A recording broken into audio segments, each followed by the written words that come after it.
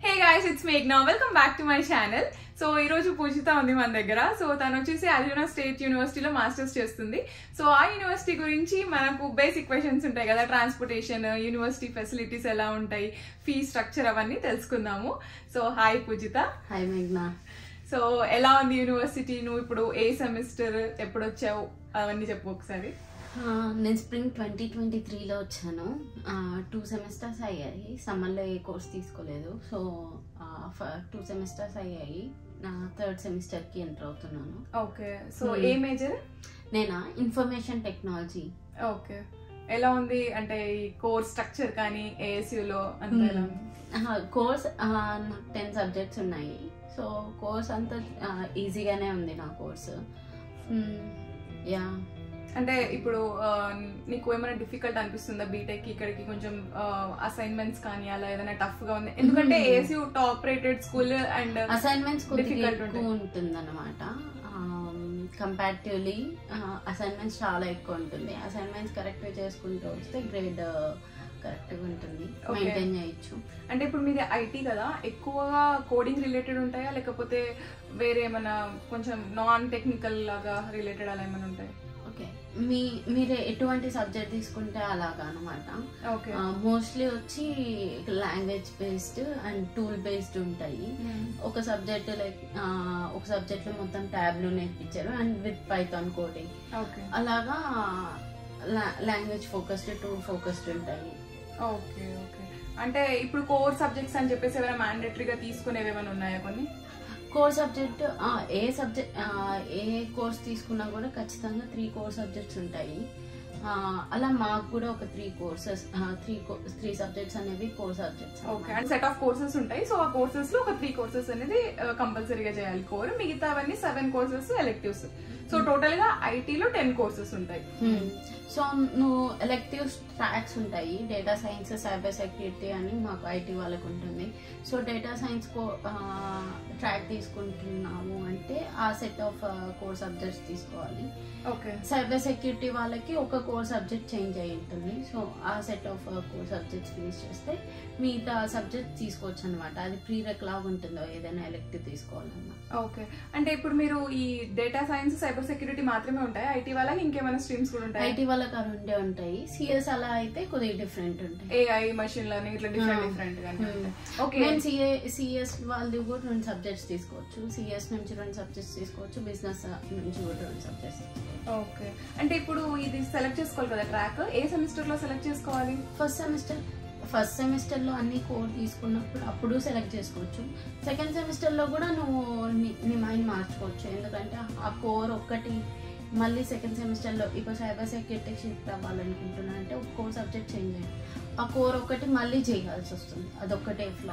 ఎందుకంటే ఆ కోర్ చేయకుండా ఇంకొన్ని సబ్జెక్ట్స్ కి అది ప్రీరెక్ ఉంటుంది. అది ప్రీరెక్ లేకపోతే చేయొచ్చు. ప్రీరెక్ ఉన్నప్పుడు అది ఖచ్చితంగా చేయొచ్చు.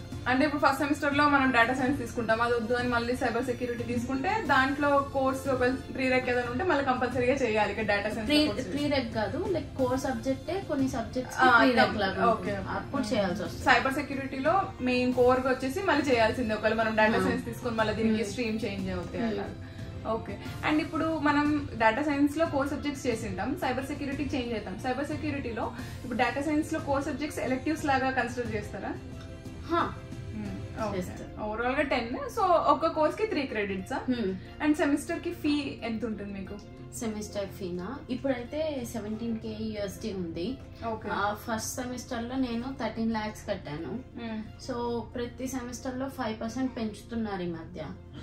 అంటే ఆల్మోస్ట్ ఎవ్రీ సెమిస్టర్ కొంచెం ఇంక్రీజ్ అవుతుంది. అంటే ఓవరాల్ గా ఎన్ని lakhs అవుతుంది? ఓవరాల్ గా 13 అండ్ లాస్ట్ లో 7K USD ఉంటుంది. అదొక 5 lakhs వేసుకున్నా మొత్తం 45 lakhs, 45 to 50 అవుతుంది. అంటే ఇంక ఇప్పుడు ఇంక్రీజ్ చేస్తున్నారు కాబట్టి. అండ్ ఇప్పుడు ఈ సెమిస్టర్ కి 13 lakhs అంటే దీంట్లో హెల్త్ ఇన్సూరెన్స్ కూడా ఇంక్లూడెడా? అవును. Okay. Yeah, most of the universities ఇక్కడ హెల్త్ ఇన్సూరెన్స్ కూడా ఇంక్లూడెడే ఉంటాయి. అండ్ మనం ఇక్కడ యూనివర్సిటీలో ప్రొవైడ్ చేసే హెల్త్ ఇన్సూరెన్స్ తీసుకోవడమే బెటర్. ఎందుకంటే బయటవి అంత ఎక్కువ ప్రొవైడ్ అంటే కవరేజ్ ఉండదు అనమాట. మళ్ళీ ఎక్కువ పేజెస్ అంటే ఇప్పుడు కోపే అలా కూడా యాక్సెప్ట్ చేయదు అనుకుంటా బయట. కొన్ని యూనివర్సిటీస్ యాక్సెప్ట్ కూడా చేయవు. అండ్ మీకు ఈ హెల్త్ కంతా నార్మల్గా ఇక్కడ హాస్పిటల్ లాగా ఒక బిల్డింగ్ ఉందా? హాస్పిటల్ ఏసీదే ఏదన్నా ఏసీలో నువ్వు ఇన్సూరెన్స్ కడతావు కాబట్టి అపాయింట్మెంట్ తీసుకోవచ్చు. సమ్ $20 కడితే అపాయింట్మెంట్ షెడ్యూల్ చేసుకొని డాక్టర్ దగ్గరికి వెళ్ళొచ్చు. అతను ఏదైనా ట్రీట్ చేశాక ఇక్కడ తను రిఫర్ చేస్తారనమాట పర్టికులర్ డిపార్ట్మెంట్ కి. ఇప్పుడు డెంటల్ సైడ్ అంటే డెంటల్ వాళ్ళకి పంపిస్తారు, స్కిన్ ఏదైనా ఇష్యూస్ ఉంటే స్కిన్ డెర్మటాలజిస్ట్ దగ్గర పంపిస్తారు. అలా సర్టన్ ఇష్యూకి వాళ్ళ దగ్గరికి పంపిస్తారు అనమాట. Okay okay yeah. అంటే ఇక్కడ కూడా ఒక బిల్డింగ్ ఉంటది అనమాట UNT లో కూడా. సో అదంతా హాస్పిటల్ లాగా, ఇంకా అన్ని డాక్టర్స్ ఉంటారు, నార్మల్ జనరల్ డాక్టర్స్ లాగా. సో వాళ్ళు ఆ కేసు నార్మల్ అయితే వాళ్ళే సాల్వ్ చేస్తారు, లేకపోతే వేరే దగ్గరికి అలా సెండ్ చేస్తారు. ఓకే. అండ్ ASU చాలా స్ట్రిక్ట్ అట్లా అని చెప్పేసి వింటుంటాం కదా, అంటే నీకు అసైన్మెంట్స్ అది ఎంత మాత్రం అనిపిస్తుంది? Depends on professor. Okay, but normal గా రేటింగ్ ఇవ్వాలంటే అవుట్ ఆఫ్ 5 ఎంత మాత్రం స్ట్రిక్ట్ అంటే నీకు ఇప్పుడు ఇంతవరకు చేసిన సబ్జెక్ట్స్ అని? ఇప్పుడు CS మా కోర్స్ అయితే కొద్దిగా చిల్ ఉంటది, సో పర్లేదు. వేరే కోర్సెస్ అన్ని చాలా స్ట్రిక్ట్ ఉంటాయి. ప్రొఫెసర్స్ కూడా ఈ మధ్య అన్ని కోర్సుల్లో మారుతున్నారు. మా కోర్సులో కూడా ప్రొఫెసర్స్ మారుతున్నారు, సో అంత టఫ్ అవుతుంది. సో అలా ప్రతి దాంట్లో ప్రతి డిపార్ట్మెంట్స్ లో ప్రొఫెసర్స్ మారుతూ ఉంటారు, అసైన్మెంట్స్ మారుతూ ఉంటాయి. సో అన్ప్రిడిక్టబుల్ అని చెప్పచ్చు. అంటే ఇప్పుడు కోడింగ్ అంతా రాకపోయినా మేనేజ్ చేయొచ్చు ఐటీలో? ఐటీ మేనేజ్ చేయొచ్చు. ఓకే. సో ChatGPT దయా అన్నట్టుగా మనం ChatGPT యూజ్ చేసుకొని మోస్ట్ ఆఫ్ ద అసైన్మెంట్స్ చేయొచ్చు. బట్ దాంట్లో కూడా ఇప్పుడు ChatGPT నుంచి AI జనరేటెడ్ ఏమైనా వచ్చినా కూడా ప్లేగ్ లో కనిపిస్తుంది కదా, దాని నుంచి కూడా కోడ్ అయినా ఏదైనా వచ్చినా కూడా దాన్ని కొంచెం మోడిఫై చేసుకొని చేంజ్ చేసుకోవచ్చు.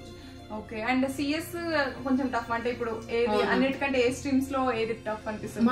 మాది వచ్చి information technology and project management. So మాది కొద్దిగా చిల్ ఉంటుంది, ఎందుకంటే మేనేజ్మెంట్ కూడా ఉంటుంది కాబట్టి. CS వాళ్ళది చాలా టఫ్ ఉంటుంది, ప్లస్ ప్రొఫెసర్స్ కూడా టఫ్ ఉంటారు. మాది లైక్ 5 సబ్జెక్ట్స్ ఈజీ ఉంటే 5 సబ్జెక్ట్స్ టఫ్ ఉండొచ్చు. వాళ్ళకైతే 3 సబ్జెక్ట్స్ ఈజీ ఉంటే మిగతా సబ్జెక్ట్స్ అన్ని టఫ్ ఉంటాయి. ఓకే. సో సెమిస్టర్ కి ఒక్కటి ఈజీ దొరుకుతుంది. ఆ ఈజీది కూడా ఎక్కువ మంది స్టూడెంట్స్ ఇంటేక్ ఉండడం వల్ల ఒక క్లాస్ కి లైక్ 150 మ్యాథ్స్ అనుకుంటే 1K students 1.5K students CS వాళ్ళే ఉంటారు. సో 100 కోసం వాళ్ళందరూ ఉంటుందన్నమాట, కాంపిటీషన్ ఉంటది. సో కోర్సెస్ ఎన్రోల్ చేసుకోలేని వాళ్ళందరూ త్వరగా కోర్సెస్ ఎన్రోల్ చేయాలి.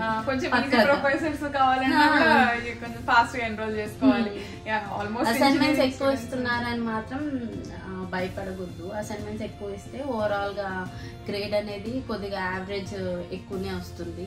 అసైన్మెంట్స్ తక్కువ ఇస్తున్నారు అంటే ఓవరాల్ ఒక్క చోట పడిపోయినా ఓవరాల్ గ్రేడ్ అనేది తక్కువ పడుతుంది. అది ఒకటి. అంటే ఇప్పుడు అసైన్మెంట్స్ ఎక్కువ ఇస్తున్నారు అనుకోండి, ఒక దాంట్లో తక్కువ వచ్చినా ఇంకో దాంట్లో ఎక్కువ వస్తే కొంచెం కవర్ అయిపోతుంది. అదే ఒక సబ్జెక్ట్ లో ఓన్లీ ఫైనల్ ఎగ్జామ్ ఒక ప్రాజెక్ట్ ఉందంటే 50-50%.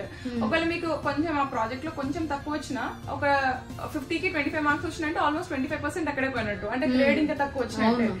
సో ఎక్కువ అసైన్మెంట్స్ పోయాయంటే C గ్రేడ్ వచ్చేస్తుంది. సో మనం ఎక్కువ అసైన్మెంట్స్ ఉంటేనే బెటర్ అనుకోవడం కరెక్ట్. ఏమంటే వర్క్ లోడ్ చాలా ఎక్కువ అనిపిస్తుందా నీకు? ఎలా ఉంది వర్క్ లోడ్? అంత ప్రెషర్ ఏమైనా అట్లా ఫీల్ అయ్యా? లాస్ట్ సెమిస్టర్ చాలా టఫ్ ఉండే, అసైన్మెంట్స్ ఎక్కువ ఉంటాయి, చాలా స్ట్రిక్ట్ ఉన్నారు ప్రొఫెసర్స్ అంతా. In class assignments, in class attendance అంతా పక్కా కాలేజ్ కి వెళ్ళి చేయాల్సింది. Attendance mandatory. అండ్ మన ఇంటర్నేషనల్ స్టూడెంట్స్ నార్మల్ గా 2 ఆఫ్లైన్ 1 ఆన్లైన్ తీసుకోవచ్చు కదా. మీకు ఆన్లైన్ కోర్సెస్ ఏమైనా ఎక్స్ట్రా తీసుకున్నారా? సో మాకు ఇలా 3 టైప్స్ ఆఫ్ కోర్సెస్ ఉంటాయి. ఫస్ట్ వచ్చి ఇన్ క్లాస్, సెకండ్ వచ్చి hybrid. In class plus on camp of class. Next last వచ్చి మొత్తం ఆన్లైన్ ఉంటది. సో మేము అలా 3 తీసుకోవచ్చు. 2 ఆన్లైన్ అయితే తీసుకోలేము, ఒక హైబ్రిడ్ ఒక ఆన్లైన్ తీసుకోవచ్చు. ఫీకి ఏమన్నా డిఫరెన్స్ ఉంటుందా? అంటే ఇప్పుడు హైబ్రిడ్ కి ఆన్లైన్ కి సేమ్, అంటే ఒక $2000 చేంజ్ అదంతా సేమ్? అంత సేమ్. ఓకే. అంటే కొన్ని యూనివర్సిటీస్ లో నేను విన్నా హైబ్రిడ్ కి అండ్ ఆన్లైన్ కి హాఫ్ ఏ ఫీ, అంటే ఇప్పుడు మనం $3000 కడితే దానికి 1500 కట్టొచ్చు అని కూడా విన్నా అనమాట. గవర్నమెంట్ స్టేట్ లో అలా ఉంది. సో దట్ ఫీ కూడా మనకు తక్కువ అయిపోతుంది. లేదు. ఓకే. పక్క ఫుల్ కట్టాల్సి వస్తుంది. ఓకే. అండ్ ఇప్పుడు కాలేజ్ లో TA, RA ఇవన్నీ ఎలా ఉన్నాయి? ఎలా వస్తాయా అందరికి బాగానే పర్సెంటేజ్ వచ్చిన వాళ్ళకి? సో TA, RA అనేది నాట్ బేస్డ్ ఆన్ పర్సంటేజ్, అని నేను చెప్పగలుగుతా, అంటే లైక్ అని నా ఒపీనియన్. మినిమం క్రైటీరియా పాస్ అయ్యి ఇంటర్వ్యూ అని వాళ్ళ ప్రొఫెసర్ తో వాళ్ళు కరెక్ట్ గా ఉన్నారు అంటే, లైక్ ప్రొఫెసర్ ఇంప్రెస్ అయితే వాళ్ళ వర్క్ తో, అప్పుడు ఖచ్చితంగా ప్రొఫెసర్ అయితే రెఫర్ చేస్తారు. బట్ అది కూడా ఇప్పుడు కాంపిటీషన్ అయిపోతుంది కదా, ఒక ప్రొఫెసర్ ని 10-20 మెంబర్స్ రీచ్ అవుట్ అవుతున్నారు, సో అది రావడం కూడా కష్టం అయిపోతుంది. ఇప్పుడు లెట్స్ సే ఫస్ట్ సెమిస్టర్ మేము వెళ్ళాము, ఒక ప్రొఫెసర్ ని 10 మెంబర్స్ రీచ్ అయ్యారు. అదే ప్రొఫెసర్ ని నెక్స్ట్ సెమిస్టర్ కూడా అడిగే వాళ్ళు రేర్ ఉంటారు. సో ఇప్పుడు మా ఫస్ట్ సెమిస్టర్ లో ఒక ప్రొఫెసర్ ఏం చేశారంటే, మా అటెండెన్స్ చెక్ చేసి అటెండెన్స్ మార్క్స్ రెండు చెక్ చేసి దాన్ని బట్టి వాళ్ళకి మెయిల్ బ్యాక్ చేశారు. ఓకే, ఇలా టూ సెమిస్టర్స్ తర్వాత ఇలా ఒక గ్రేడర్ పొజిషన్ ఓపెన్ లో ఉంది, నీకు కావాలంటే అప్లై చేసుకోవాలి. అలా వచ్చింది. సో అలా ఒక సెమిస్టర్ లో ఆ ప్రొఫెసర్ అయిపోతే వదిలేకుండా మళ్ళీ నెక్స్ట్ సెమిస్టర్ కూడా వెళ్తే, అక్కడ లేకపోయినా అండర్ గ్రాడ్ లో ఎక్కడైనా ఉంటే అక్కడైనా రెఫర్ చేస్తారు.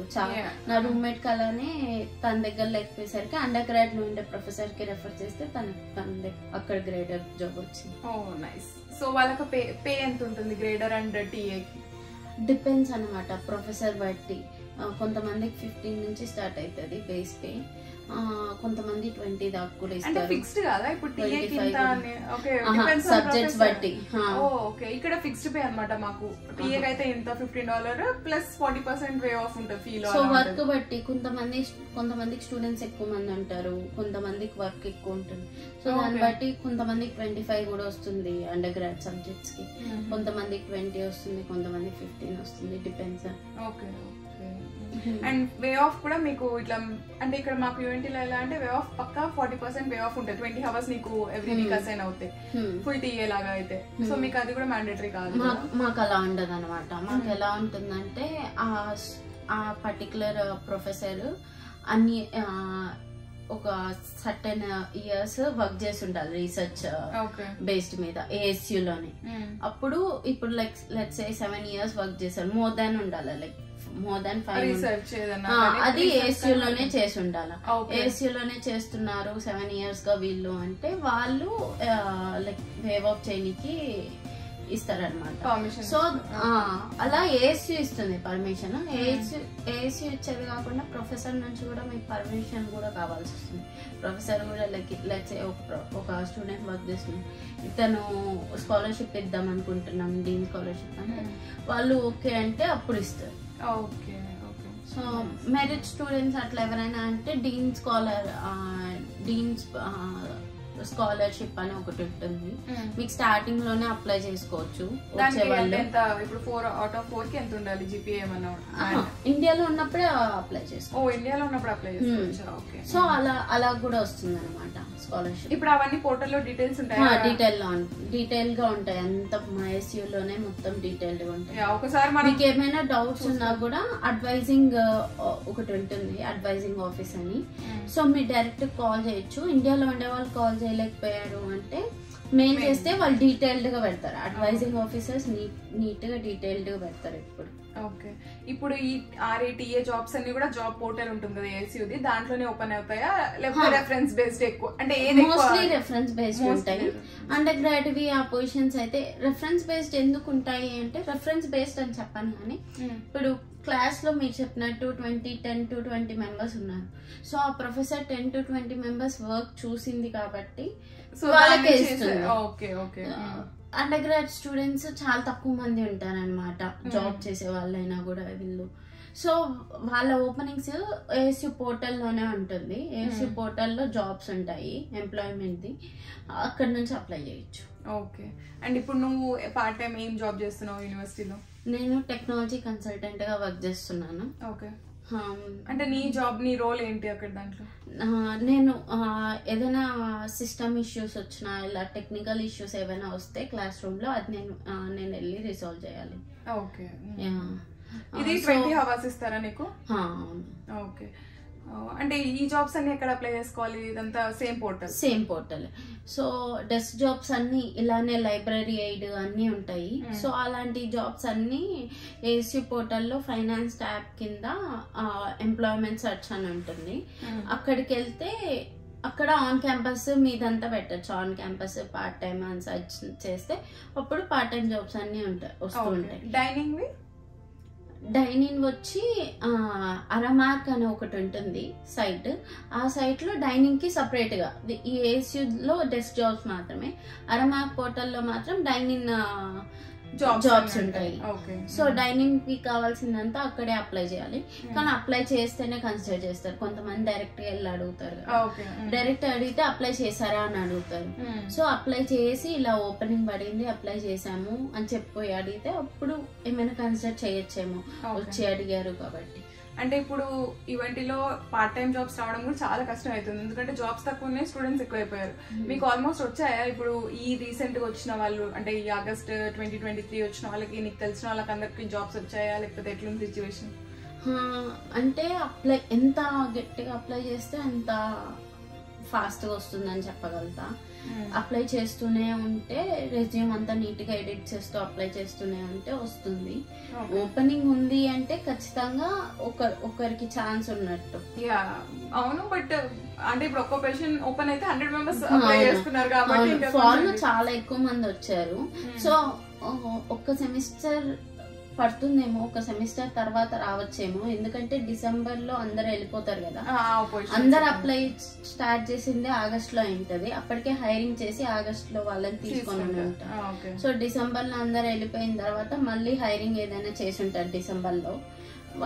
వాళ్ళు ఇప్పుడు ప్లేస్ అయి ఉండొచ్చు, జనవరి నుంచి స్టార్ట్ అవ్వచ్చు. అట్లీస్ట్ 50% పీపుల్ కైనా వచ్చి ఉంటుంది. ఓకే.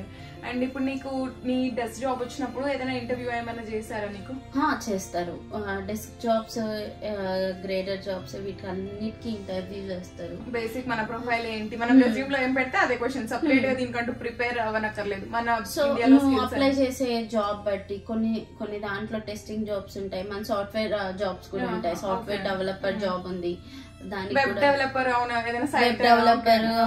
టెస్టింగ్ జాబ్స్, ఇలా అన్ని ఉంటాయి అన్నమాట. Sales force related jobs. Sky అని ఒకటి ఉంటుంది అన్నమాట. స్కై అనే డిపార్ట్మెంట్ ఏఎస్యు కిందకే వస్తుంది. దాంట్లో అన్ని టెక్నికల్ జాబ్స్ కూడా ఉంటాయి. సో అక్కడ చేసే వర్క్ ని ఆన్ క్యాంపస్ కిందకే కన్సిడర్ చేస్తారు. అది క్యాంపస్ కి దూరంగా ఉన్న ఆన్ క్యాంపస్ కిందకే వర్క్ చేస్తారు. అది రిమోట్ జాబ్ కిందకే వస్తుంది. సో అక్కడ ఐటీ జాబ్స్ ఉంటాయి. ఐటీ జాబ్ కిందకే కన్సిడరబుల్. అది అంటే వాళ్ళకి పర్ అవర్ $20, $25 లో ఉంటుందా? వాళ్ళు చేసే వర్క్ బట్టి ఉంటుంది. Okay. Just bug fixing, production related అయితే 20 దాకా ఉండొచ్చు. ఇంకా మంచి ఇంకొద్దిగా ఎక్కువ ఉంటే ఇంకా ఎక్కువ. డేటా అనలిటిస్ట్ ఆ రోల్స్ కూడా ఉంటాయి. ఓకే. అంటే డెస్క్ జాబ్స్ కి మినిమం 15 నుంచి మినిమం మాక్సిమం 25 అనుకుందాం. ఓకే. ఈ డైనింగ్ కి అందరికి same pay 13.85. Okay. But monthly మనకు కొంచెం అటు ఇటుగా అయినా కూడా ఒక $800 to $1,000 అయితే పక్కా వస్తాయి కదా. పక్కా వస్తాయి. $1,000 డైనింగ్ వాళ్ళకే వస్తుంది. డెస్క్ జాబర్లకి వచ్చే పే బట్టి 1,200, 1,300 అనేది మారుతుంది. Okay. Okay. But living expenses కి మీకు వచ్చిన పార్ట్ టైం మనీతో సరిపోతుంది. అండ్ యావరేజ్ గా లివింగ్ ఎక్స్పెన్సెస్ పర్ పర్సన్ ఎంత అవుతుంది? రెంట్ సపరేట్ ప్లస్ గ్రోసరీస్ అవంతా ఎట్లా? సో మీడియం ఇష్ కౌంట్ చేసుకున్నాము అంటే, లైక్ ఏరియా, నువ్వు తీసుకునే ఏరియా బట్టి, అపార్ట్మెంట్ బట్టి, కొన్ని అపార్ట్మెంట్స్ లైక్ 600 అట్లా పే చేయాల్సి వస్తుంది రెంట్. షేరింగ్ లో లైక్ 4 people 2 bath అలా తీసుకుంటే $2,000 ఉంటే 4 members ఉంటే పర్ పర్సన్ 500 పడుతుంది. ఓకే. ఇది ఓన్లీ రెంట్ ప్లస్ మళ్ళీ maintenance, water bill, electricity, wifi అవంతా సపరేట్ గా. సో మెయింటెనెన్స్ అవంతా ఇంకో ఎక్స్ట్రా పర్ హెడ్ ఒక 30-40 అవ్వచ్చు ఇంకా ఎక్స్ట్రా. ఓకే. ఇంకా 800 గ్రాసరీస్ ఒక 100 వేసుకున్నా ఇంకా మినిమం అటు ఇటు అట్లా 800. సో మీడియం ఇష్ గా తీసుకుంటే ఒక 500 లో మెయింటెనెన్స్ అంతా కలుపుకొని 500 లో అట్లా వస్తుంది. గ్రాసరీస్ ఇంకో 100 to 200 వేసుకుంటే సరిపోద్ది పర్ పర్సన్. ఓకే. బట్ సరిపోతుంది అంటే మీకు పే ఎక్కువ కదా, ఎందుకంటే ఇక్కడ టెక్సస్ లో $9 అంతే ఇస్తారు అనమాట ఆన్ క్యాంపస్ జాబ్స్ కి కూడా. ఇక్కడ లివింగ్ ఎక్స్పెన్సెస్ కి ఎగ్జాక్ట్ గా సరిపోతుంది. 20 hours వేస్తే కరెక్ట్ కరెక్ట్ గా, లేకపోతే ఇంకా అసలు ఎక్స్ట్రా మనం కొంచెం బయటికి అటు ఇటు తిరగాలన్నా సరిపోదు. అలా ఉంటుంది. మాకు పే బాగానే ఇస్తారు అనుకుంటా. అండ్ ఇప్పుడు ఇండియన్స్ ప్రతి యూనివర్సిటీలో ఉన్నారు, అరిజోనాలో కూడా ఉండే ఉంటారు ఆల్మోస్ట్. అందరు ఆంధ్ర స్టేట్ యూనివర్సిటీ అనేవాళ్ళు స్టార్టింగ్ లో. బాగుంటారు అంత తెలుగు వాళ్ళు, అందరూ బాగుంటారు, గుజ్జూస్ అందరు ఎక్కువ ఉంటారు. ఓకే, అంటే పార్టీ స్కూల్ అంటారు కదా, ఫుల్ పార్టీస్ అలా ఏమైనా చేస్తుంటారా? యా, బయట ఈవెంట్స్ ఎక్కువ జరుగుతూ ఉంటాయి ఏసీలో. సో ఒక డిఫరెంట్ కమ్యూనిటీస్ ఉంటారు అనమాట. ప్రతిసారి ఈవెంట్ జరుగుతూనే ఉంటుంది, like any day in the college జరుగుతూనే ఉంటాయి. ఇక్కడ వాళ్ళు కూడా యాక్చువల్లీ నార్మల్ అమెరికన్స్ కూడా వాళ్ళ క్లబ్స్ ఉంటాయి కదా, దాంట్లో ఏదో ఒక ఈవెంట్ చేస్తూనే ఉంటారు. మన ఇంట్రెస్ట్ మనం క్యాంపస్ కి వెళ్ళి పార్టిసిపేట్ చేయాలంటే, so events is the best place to networking అనమాట. సో బాగా నా నెట్వర్కింగ్ చేస్తే ఇక్కడ సస్టైన్ అవ్వదు. పార్ట్ టైం అయినా ఫుల్ టైం ఏదైనా, మీరు ఏదైనా ఈవెంట్ కి వెళ్ళి మాట్లాడుతూ ఉంటే అక్కడ ఈవెంట్ కోఆర్డినేటర్స్ ఎవరైనా మాట్లాడుతుంటే మీరు నచ్చారంటే ఈవెంట్ కోఆర్డినేటర్ అనేది కూడా ఒక జాబ్. అవునవును, ఈవెంట్ ఆర్గనైజర్ ఒక జాబ్. సెక్యూరిటీ పర్సన్స్ ఉంటారు కదా, సెక్యూరిటీ ఇవంతా అవి కూడా ఒక జాబ్. అన్ని క్లీనింగ్ ఇక్కడ మొత్తం స్టూడెంట్స్ కి అసైన్ చేస్తారు కాబట్టి ప్రతి ఒక్కటి ఒక జాబ్ కిందనే కన్సిడర్ అవుతుంది, అండ్ దానికి పే ఉంటది. బయట కాకుండా ఇట్లా మంచిగా ఆన్ క్యాంపస్ చేస్తే అందరికి 15 అబోనే వస్తుంది కాబట్టి బానే సరిపోతుంది. అండ్ అకామిడేషన్ మెయిన్ క్యాంపస్ ఎక్కడ అంటే ఇప్పుడు 4 క్యాంపస్ ఉంటాయి అన్నావు కదా, సో ఎక్కడెక్కడ ఒక్కొక్క క్యాంపస్ ఎక్కడ ఉంది? సో ఫస్ట్ క్యాంపస్ అనేది మెయిన్ క్యాంపస్, అది టెంపేలో ఉంటుంది. సెకండ్ నేను వెళ్ళేది వచ్చి పాలిటెక్నిక్ అంటారు, అది వచ్చి మీసాలో ఉంటుంది. నెక్స్ట్ వచ్చి థండర్బోర్డ్ క్యాంపస్ ఒకటి, డౌన్ టౌన్ ఫీనిక్స్ క్యాంపస్ అంటారు, డౌన్ టౌన్ లో ఉంటుంది. లాస్ట్ వచ్చి వెస్ట్ క్యాంపస్. సో ఈ 4 క్యాంపస్ దగ్గరే ఉంటాయి? లేదు, కార్ డ్రైవ్ అంటే లైక్ ఒక half an hour to 15 minutes to 30 minutes అనుకుంటా. ఈ వెస్ట్ క్యాంపస్ ఒకటి ఒక 45 minutes పట్టొచ్చాను. అంటే ఎక్కువగా మన engineering students poly campus and main campus కి వెళ్తారు. మాస్టర్ స్టూడెంట్స్ ఆల్మోస్ట్ అన్ని స్ట్రీమ్స్ వాళ్ళు. అవును, మేనేజ్మెంట్ వాళ్ళు మాత్రం థండర్బర్డ్ స్కూల్ అని చెప్పి డౌన్ టౌన్ వస్తారు. ఓకే, అండ్ స్టూడెంట్స్ ఉండేదంతా ఇక్కడ ఎక్కువ స్టూడెంట్స్ స్టే చేసేది అంతా మెయిన్ క్యాంపస్ దగ్గరలో చేస్తారు, ఎందుకంటే జాబ్స్ ఎక్కువ మెయిన్ క్యాంపస్ లో ఉంటాయి. సో అందరు స్టూడెంట్స్ అందరు మెయిన్ క్యాంపస్ లోనే ఉంటారు. మీ ఫ్రెండ్స్ అందరు ఎక్కడ ఉంటే అక్కడే ఉంటారు కదా. మెయిన్ క్యాంపస్ దగ్గరే కొంచెం అంటే సేఫ్టీ అయినా అంతా బాగానే అంతా బాగుంటుంది. మొత్తం స్టూడెంట్సే ఉంటారు కాబట్టి మొత్తం బాగుంటుంది. Okay okay, and transportation facility మొత్తం 4 క్యాంపస్ కి లింక్ ఉంటుందా అంతా? షటల్స్ అని ఒకటి ఉంటుంది, ఏసీ పోర్టల్లోనే షటల్స్ అని ఉంటుంది, సైడ్ లో యాప్ లో ఉంటుంది. అక్కడ ఏ టైంకి వస్తాయి షటల్స్ అంతా ట్రాక్ చేయొచ్చు. సో యాప్ కూడా ఒక మొబైల్ యాప్ కూడా ఉంటుంది అనుకుంటా కదా మామూలుగా దీనికి. ఓకే, సో అది ఇర్రెస్పెక్టివ్ ఆఫ్ దట్ ప్రతి 15 minutes కి ఒక బస్ ఉంటుంది వర్కింగ్ డేస్ లో. నాన్ వర్కింగ్ డేస్ లో ప్రతి 1 hour కి ఒక బస్ ఉంటుంది అనమాట. Let's say like summer breaks, winter breaks, Saturday Sundays ఇవంతా 1 hour కి ఒకటి ఉంటుంది. వర్కింగ్ అవర్స్ లో మాత్రం ప్రతి 15 minutes కి ఒకటి ఉంటుంది. లాస్ట్ బస్సు నైట్ 10 దాకా కాబట్టి. అండ్ ఈ బస్సు అంతా ట్రాన్స్పోర్టేషన్ కూడా మనకు ఫ్రీ, ఎందుకంటే మన ఫీజ్ లోనే ఇంక్లూడెడ్ అయ్యి. అవును, అండ్ మనకు జిమ్ గానీ ఇంకా రిక్రియేషన్ సెంటర్ ఇలాంటివన్నీ ఫెసిలిటీస్ అన్ని యూనివర్సిటీస్ లో మ్యాక్స్ ఉంటాయి కదా. 4 క్యాంపస్ లో ఉన్నాయా? ఇక్కడ మెయిన్ క్యాంపస్ లో ఒకటే ఉందా? లేదు, 4 క్యాంపస్ లో జిమ్ ఉంటుంది. ఏఎస్యు జిమ్ అనేది చాలా పెద్దది. సో 4 క్యాంపస్ లో జిమ్ ఉంటుంది, మొత్తం అంతా ఉంటుంది. స్విమ్మింగ్ పూల్ గానీ, బ్యాడ్మింటన్, దాంట్లో కూడా జాబ్స్ ఉంటాయి. సో మనకి అక్కడ కూడా చేసుకోవచ్చు. అండ్ గేమ్స్ కి కూడా చాలా ప్రిఫరెన్స్ ఇస్తారు కదా, ఇక్కడ ఫుట్బాల్ అలాంటి క్రికెట్ ఆడారు. సో మీరు ఈవెంట్ అంటారు కదా, ఈవెంట్ అంటే ప్రతి సాటర్డే సండే ఏదో ఒక మ్యాచ్ గేమ్ ఉంటది. ఆ ఈవెంట్ అయితే ఉంటది, మ్యాచ్ ఉంటది ఖచ్చితంగా. సాటర్డే సండే ఏదో ఒక మ్యాచ్ ఉంటుంది. ఇక్కడ ఏదో ఒకటి స్టేడియం లో కూడా జాబ్స్ ఉంటాయి, అక్కడ స్టాల్స్ ఉంటాయి. అవును. అండ్ డైనింగ్ హాల్స్ ఉంటాయా మీకు క్యాంపస్ లో? కొంచెం ఏమైనా ఇండియన్ ఫుడ్ ఏమైనా దొరుకుతుందా? సో అప్పుడప్పుడు డైనింగ్ లో కూడా అప్పుడప్పుడు ఒక రోజు అయితే ఇండియన్ ది పెడతారు. ఓకే. సో మొత్తం పెడతారు. మీరు ఎప్పుడైనా బయట ఎక్కడైనా తినలేకపోతున్నారు, డైనింగ్ లో తినాల్సి వస్తే $9 కట్టాలనుకుంటా. మొత్తం బఫే మొత్తం. ఇక్కడ ఒకటి ఉంటది అనమాట, అక్కడ బిర్యానీ కూడా పెడతారు. మాకు కూడా అంటే ప్రతిరోజు పెట్టరు, ఎప్పుడైనా ఒకసారి ఇండియన్. అప్పుడప్పుడు మారుతూ ఉంటుంది అనమాట. ఒక్కొక్క రోజు థాయ్, ఇంకో రోజు చైనీస్, ఇంకో రోజు మొత్తం ఇంగ్లీష్ బ్రేక్ఫాస్ట్ అట్లా, ఇంకో రోజు ఇండియన్, ఇంకో మెక్సికన్, అలా మారుతూ వస్తుంటాయి. అలా మాకు ఇక్కడ బిర్యానీ ఉంటుంది, నూడిల్స్ ఉంటాయి, అంటే అన్ని మిక్స్డ్ ఉంటాయి. అండ్ దివాళీకి మొన్న మన ఇండియన్ వి చాలా వెరైటీస్ చేస్తారనమాట, స్వీట్స్ అలా. సో అప్పుడు ఫుల్ బిజీగా ఉంటది. అండ్ పాటలు పెట్టి డెకరేషన్ అంతా చేస్తున్నారు. అంటే ఈవెంట్ లో అంతమంది స్టూడెంట్స్ అయిపోయారు. ఈవెంట్ లోనే కాదు, ఇప్పుడు అన్ని యూనివర్సిటీస్ లో అంతమంది స్టూడెంట్స్ అయిపోయారు కదా. అంటే ఇప్పుడు ఫస్ట్ టైం వచ్చేటప్పుడు ఎలా అనిపిస్తుంది అంటే ఇక్కడ తెలుగు వాళ్ళు ఉన్నారా, మన ఏమైనా ఫెస్టివల్స్ చేస్తారా అంటే అసలు ఆ భయమే అక్కర్లేదు.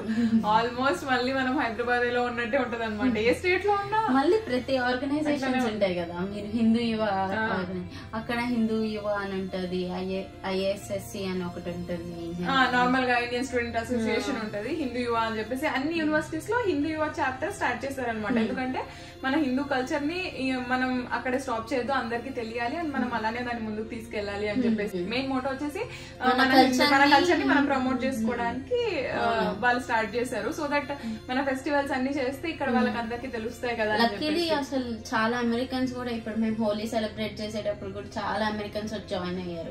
అవును, వాళ్ళకి ఏంటి ఏ ఈవెంట్ అయినా కూడా అమెరికన్స్ ఉంటారు అనమాట. అమెరికన్ ప్రొఫెసర్స్ కూడా వచ్చి డాన్స్ చేసేవాళ్ళు హోలీ అలా. వినాయక చవితి కూడా ఇక్కడ మొన్న చేసాం అనమాట. అమెరికన్స్ అయితే ఎగ్జిట్ అయిపోతున్నారు, వాళ్ళు డోల్ తెప్పించాం, డోల్ తాషా. సో మనకి ఇండియాలో నిమజ్జనం అప్పుడు ఎట్లా చేస్తాం, సేమ్ అలానే చేశారు, చాలా బాగా అయింది. వాళ్ళు ఫుల్ ఎక్సైట్ అయిపోతున్నారు, వాట్ ఈస్ దిస్ అంటున్నారు అందరూ. ఇట్స్ ఫెస్టివల్, అది షాకింగ్ గా ఇట్స్ వెరీ గుడ్ అని చెప్పేసి చెప్తున్నారు. సో అలా మీకు ఫెస్టివల్స్ అన్ని కూడా అన్ని ఇలా హిందూ యువ ఒకటి, ఇంకోటి ISSC, ఇంకోటి వచ్చి GSPA అని ఉంటుంది. అలా చాలా స్టూడెంట్స్ ఆర్గనైజేషన్స్ ఉంటాయి.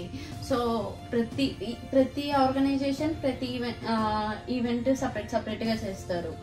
సో గణేష్ చతుర్థి అంటే 2 times అటెండ్ అవ్వచ్చు డిఫరెంట్ ఆర్గనైజేషన్స్.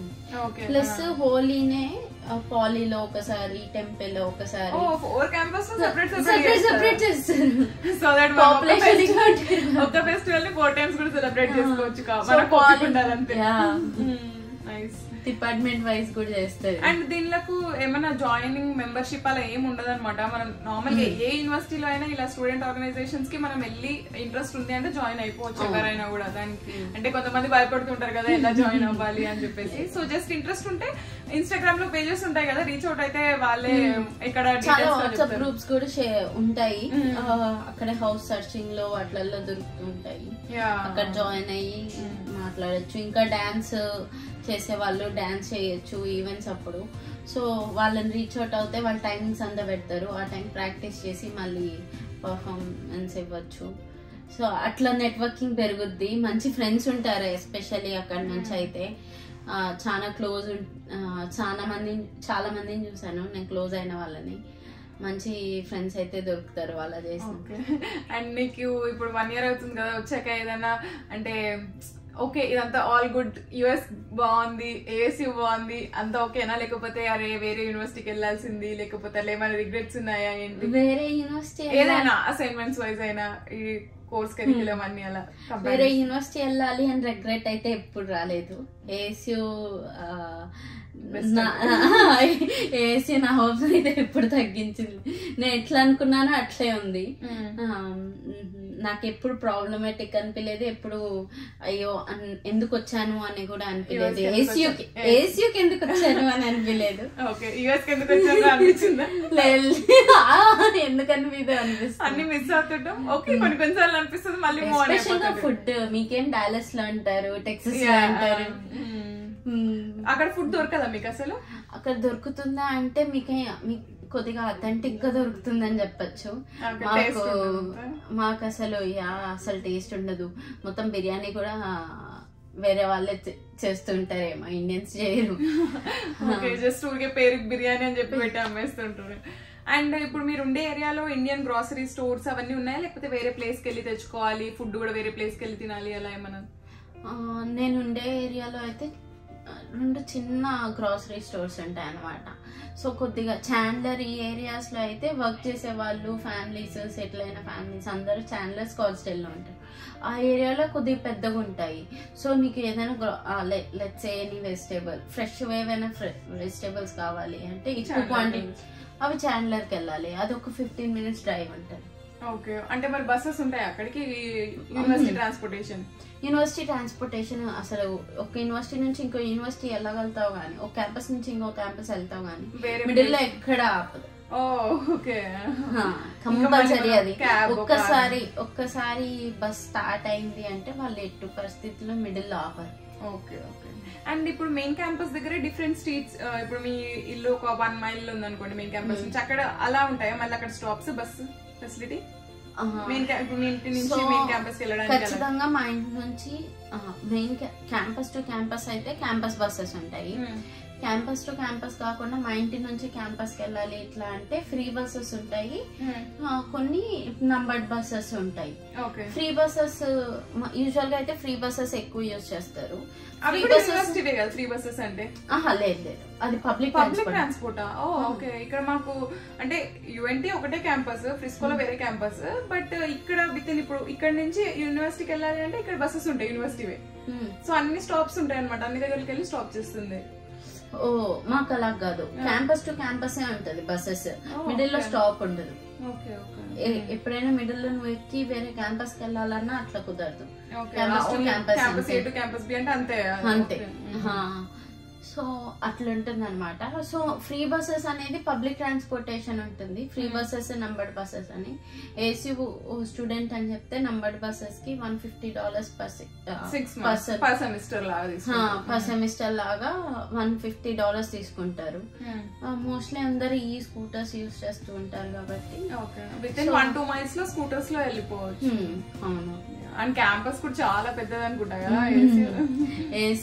ఏసీ పెద్దది, మళ్ళీ 3-4 క్యాంపసెస్ ఉన్నాయి కదా, అన్ని పెద్దవి. డౌన్ టౌన్ లో ఉన్న క్యాంపస్ కూడా బాగా పెద్దగా ఉంటుంది. అది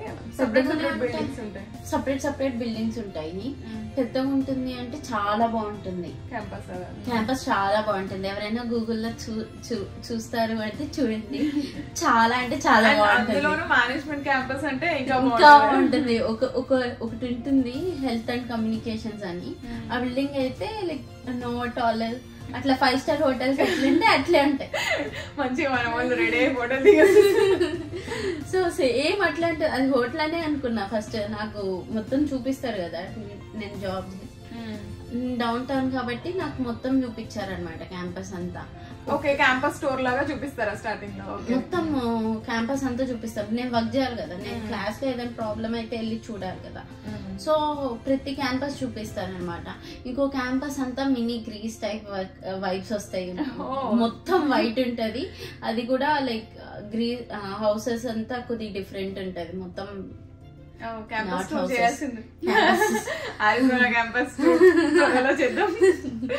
టెంపీ మరి అంతా నార్మలే ఉంటది. డౌన్ టౌన్ ఒక్కటి మాత్రం బాగుంటది. ఓకే, ఇప్పుడు నువ్వు ఉండేది ఇక్కడ టెంపేలోనా? టెంపేలోనే అంట. నేను వర్క్ చేసేది డౌన్ టౌన్ క్యాంపస్ కాబట్టి నేను డౌన్ టౌన్ అంటే మరి డైలీ అప్ అండ్ డౌన్ చేయాలి. ఓకే, అండ్ డైలీ ఎన్ని అవర్స్ షిఫ్ట్ చేస్తారు మీకు? డైలీనా అది డిపెండ్స్. నాకు లాస్ట్ టైం 5 days కాలేజ్ ఉండే నా సబ్జెక్ట్స్. సో అందువల్ల నేను క్లాస్ అయిపోయాక డౌన్ టౌన్ వెళ్ళిపోతా. అదే బస్ వేరే బస్ ఎక్కి డౌన్ టౌన్ వెళ్ళిపోతా, వెళ్ళి మళ్ళీ ఇంటికి వస్తా. సో అలా నేను 6 hours ఇట్లా తీసుకున్నా. సో కొంతమంది ఎలా చేస్తారంటే డైరెక్ట్ 10 hours అలా చేస్తే బెటర్. 10 hours 2 days లేకపోతే. బట్ క్లాసెస్ అండ్ ఇప్పుడు మీ క్లాసెస్ ఒక క్లాస్ 3 hours లేకపోతే 1.5 hour 1 day అండ్ మళ్ళీ రిమైనింగ్ 1.5 hour 1 day అలా డిపెండ్స్ అనమాట. ప్రొఫెసర్ అప్పుడప్పుడు 3 hours ఒకే రోజు పెట్టేస్తారు. అప్పుడప్పుడు 1 hour ఒక రోజు, 1 hour ఇంకో రోజు అలా. ఓకే, ఇంకా నువ్వు ఏమైనా అరే నాకు ఇండియాలో ఉన్నప్పుడు ఇవి తెలిసింటే బాగుండు అలా ఏమన్నా నీకు అనిపించాయి ఇక్కడికి వచ్చాక ఈ 1 year లో? జాబ్స్ త్వరగా అప్లై చేస్తే బెటర్ ఏంటేది ఏసీ జాబ్సే. ఇండియాలో ఉన్నప్పుడే పోర్టల్లో నాకు సీనియర్స్ చాలా మంది చెప్పారు కానీ నేను కూడా చెప్తుంటారులే అనేసి అనుకున్నా. ఇప్పుడు నేను చెప్తుంటే కూడా వాళ్ళు అట్లే అనుకోవచ్చు. మనం ఇండియాలో ఉన్నప్పుడు అప్లై అంటే టీఏ జాబ్స్ కూడా ఇండియాలో ఉన్నప్పుడే వస్తాయి. మెయిల్ చేస్తే ప్రొఫెసర్ కి ఇలా ఇప్పుడు లెట్స్ సే మ్యాథ్ అనుకోండి, మ్యాథ్ ఇలా నాకు మ్యాథమెటిక్స్ లో ఇంత ఉంది స్కోర్, ఇంటర్ లో ఇంత ఉంది, బీటెక్ లో ఎంత ఉంది, స్కూలింగ్ లో ఎంత ఉంది, అన్నిట్లో మంచి స్కోర్ వచ్చిందంటే ఒక అబ్బాయికి అలానే టీఏ వచ్చింది మ్యాథ్ ఫస్ట్ సెమిస్టర్ లో. సో అంటే మనం ఒక 3-4 ప్రొఫెసర్స్ చేసి ఇంకా లైట్లే అనుకుంటాం, అలా కాదు కొంచెం ఎఫర్ట్ పెట్టి. తన గ్రాడ్ ప్రొఫెసర్ చేయాలి, అండర్ గ్రాడ్ ప్రొఫెసర్ చేశారు మ్యాథ్. అండర్ గ్రాడ్ కి కొంచెం కాంపిటీషన్ కూడా తక్కువ ఉంటది. ఇప్పుడు మనం సెర్చ్ చేసినా మాస్టర్స్ ప్రొఫెసర్స్ ఎవరు ఉన్నారనే సెర్చ్ చేస్తాం, అండర్ గ్రాడ్ కి అంత అనుకో. సో అండర్ గ్రాడ్ వాళ్ళకి మెయిల్ చేస్తే ఇంకొద్దిగా ఛాన్సెస్ ఎక్కువ ఉంటాయి వచ్చే ఛాన్సెస్. ఓకే అదొకటి. అండ్ ఈ అకామిడేషన్ అంతా వాట్సాప్ గ్రూప్ దాని నుంచి కూడా చూసుకోవచ్చు. అకామిడేషన్ అంతా వాట్సాప్ గ్రూప్ అలా చూసుకోవచ్చు. అక్కడ కూడా అందరు వాల్మార్ట్ కాస్కోనే వాడతారు. సో అందరు వాల్మార్ట్ ప్లస్ తీసుకొని అందరు అదే వాడతారు. యాక్చువల్లీ ఇక్కడికి వచ్చాక అనుకుంటాం ఏంటి ఇండియాలో ఉన్నప్పుడు ఇవన్నీ ఎలా మేనేజ్ చేస్తామని, ఇక్కడికి వచ్చాక చాలా మంది మన ఇండియన్ స్టూడెంట్స్ ఉంటారు. సో అంత వరీ అవ్వనక్కర్లేదు అనమాట. ఎవరో ఒకరు హెల్ప్ చేస్తారు. హెల్ప్ చేయకపోయినా ఈ స్టూడెంట్ ఆర్గనైజేషన్స్ లో ఎవరో ఒకరితో మాట్లాడితే వాళ్ళు కూడా హెల్ప్ చేస్తారు. ఫ్రెండ్స్ ఆఫ్ ఇంటర్నేషనల్ అని ఒకటి ఉంటుంది, క్రిస్టియానిటీ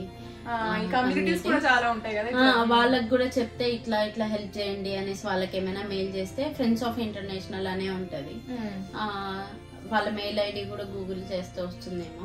వాళ్ళకి వచ్చేటప్పుడు మెయిల్ చేస్తే వాళ్ళు హెల్ప్ చేస్తారు, ఎటువంటి విధంగా హెల్ప్ చేయాలనుకుంటే వాళ్ళు హెల్ప్ చేస్తారు. అండ్ మీ యూనివర్సిటీ వాళ్ళు ఏమైనా రైడ్స్ ప్రొవైడ్ చేస్తారు అకామిడేషన్ కి? స్టార్టింగ్ అలా ఏమైనా సెటప్ చేసేది అలా ఏం లేదు. ఇంక ఇక్కడ వచ్చాక ఫ్రెండ్స్ వాట్సాప్ గ్రూప్ లో నుంచి ఎవరో ఒకరు పరిచయం అవుతారు సీనియర్స్ అలా. కాలేజ్ మా దాంట్లో ఏంటంటే కాలేజ్ ఫస్ట్ టైం ఏసీకి వస్తున్నారు అంటే మీకు 1 రైడ్ ఫ్రీ అన్నమాట. ఓకే, ఎయిర్పోర్ట్ నుంచి ఏదైనా తీసుకోవచ్చు. ఎయిర్పోర్ట్ నుంచి అని కాదు, 1 రైడ్ అయితే ఫ్రీ. అందరు ఏం చేస్తారంటే ఎయిర్పోర్ట్ నుంచి డైరెక్ట్ ఇంటికి పెట్టుకుంటారు. ఫస్ట్ టైం తెలియదు కాబట్టి ఇలా అయితే బెస్ట్. ఓకే, హోప్ అన్ని పాయింట్స్ కవర్ చేసాం అనుకుంటున్నాము. మీకు ఇంకేమైనా డౌట్స్ ఉంటే కింద కమెంట్ చేయండి. సో ఎయిర్పోర్ట్ లో ఉండేటప్పుడు కూడా మీకు ఏమైనా ప్రాబ్లం ఉంటే అక్కడే ఏసీ ఇలా కొత్తగా వస్తున్నాము అంటే అక్కడ డెస్క్ లో ఏసీ సపోర్ట్ చేసే వాళ్ళే ఉంటారు. ఎయిర్పోర్ట్ లోనే అంటే ఆగస్ట్ ఇంటేక్ ఆ టైం, డిసెంబర్ ఆ టైం అక్కడ ఉంటారు ఒకరు. సో మీరు వెళ్ళి అక్కడ అడిగితే టెక్నికల్ ఇష్యూస్ వస్తూ ఉంటాయి అందరికి, పాస్ యూజ్ చేసేసినట్టు అట్లంతా. సో మీరు ముందు పోయి మీది కన్సర్న్ చెప్తే వాళ్ళే చేసిస్తారు అన్నమాట. Okay, nice. Thank you so much Poojitha information ఇచ్చినందుకు. అండ్ మీకు ఇంకేమైనా డౌట్స్ ఉంటే ప్లీజ్ కమెంట్ చేయండి. That's it for today's video. Thanks for watching. Bye bye.